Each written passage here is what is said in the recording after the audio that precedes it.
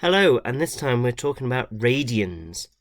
And this is just the first basic. What is a radian, and how do we use it? So it's just a measure of an angle. We're used to measuring degrees.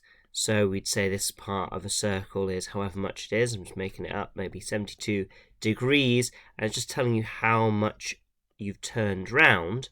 And of course we know that the full circle is 360 degrees.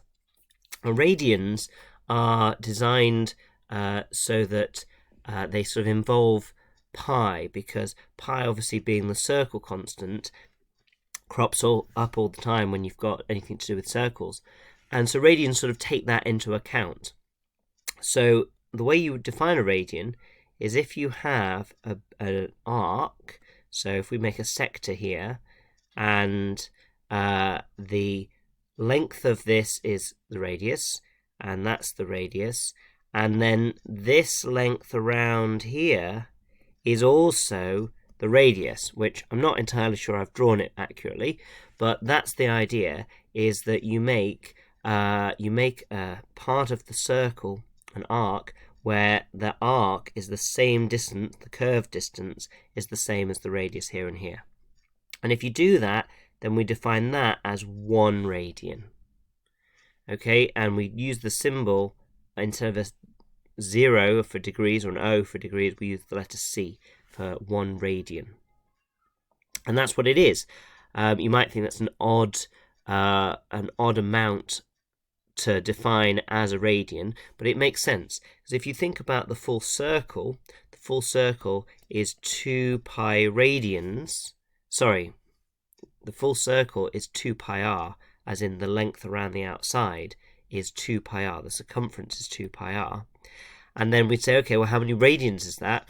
Well, how many times does the radius go around the outside of the circle?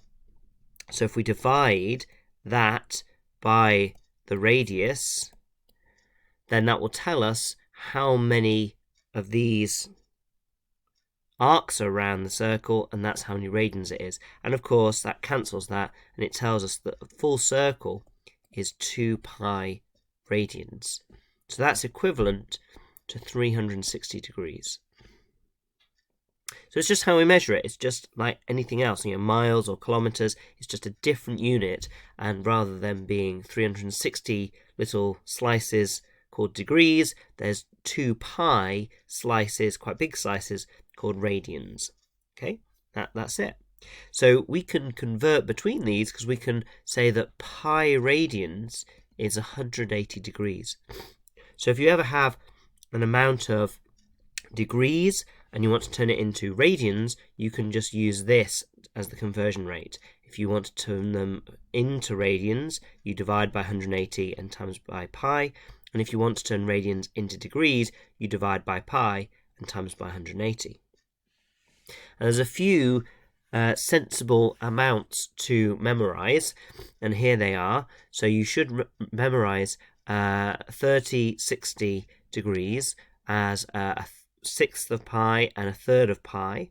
Well, that kind of makes sense, because pi is 180 degrees,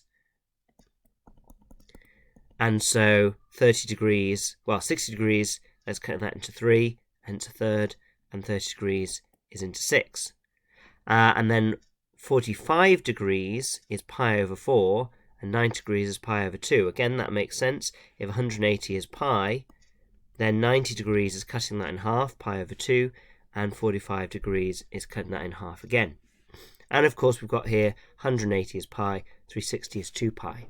These are the values that we use quite often in the A-level, because they're the angles that give exact values for sine, cos, and tan. So we hopefully remember how we do that. If we have an equilateral triangle, so it doesn't look very equilateral, but of sides 2, 2, and 2, and we cut it in half, then we get a side at the bottom of 1, 2, and then this from Pythagoras is going to be the square root of 2 squared minus 1 squared, which is root 3. which means that we get sine of, so hang on, this is 60 because it's equilateral, so this is 30. Okay, which means we can work out sine, cos, and tan for 30 and 60 degrees. Cos 30 and tan 30. And so sine 30 is opposite over hypotenuse, that's 1/2. Cos is adjacent over hypotenuse, root 3, over 2. And tan is opposite over adjacent, which is 1 over root 3. And for the 60s, it's the same, but these two swap round, and this is root 3 instead of 1 over root 3. And so if you see instead, if we just replace these 30s with, in radians, pi over 6, well, then we just get the exact same answers. Okay, so they're exactly the same standard trigonometric values, the exact trigonometric values as you'd get in degrees. It's just you happen to be in radians, then you put the radians amount in, and if you happen to be in degrees, you'd put the degrees in. Just to remind you how we do the 45 one, is we say, what if we had an equilateral triangle, not an equilateral, sorry, isosceles triangle, so these two sides are the same, it's a right angle triangle, which means this is 45 degrees and this is 45 degrees. Because these are the same length, if we call them 1 and 1, then this length is root 2, that's Pythagoras, square, add, and square root. And then you can say that sine of 45, or indeed pi over 4, is the opposite over that, so it's 1 over root 2. Cos of 45 is exactly the same, 1 over root 2. And tan of 45 is 1 over 1, which is 1. So you get the same things if you do it in radians.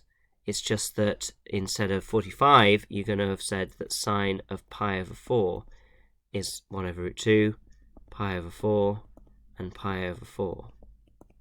Okay, so it's exactly the same. It's just being in a different unit, just like being in meters or being in miles, or inches and centimeters. It's just a different unit, but it all means the same thing. All the maths is the same. So I'll leave it there for now, but we'll do another video on how we use radians.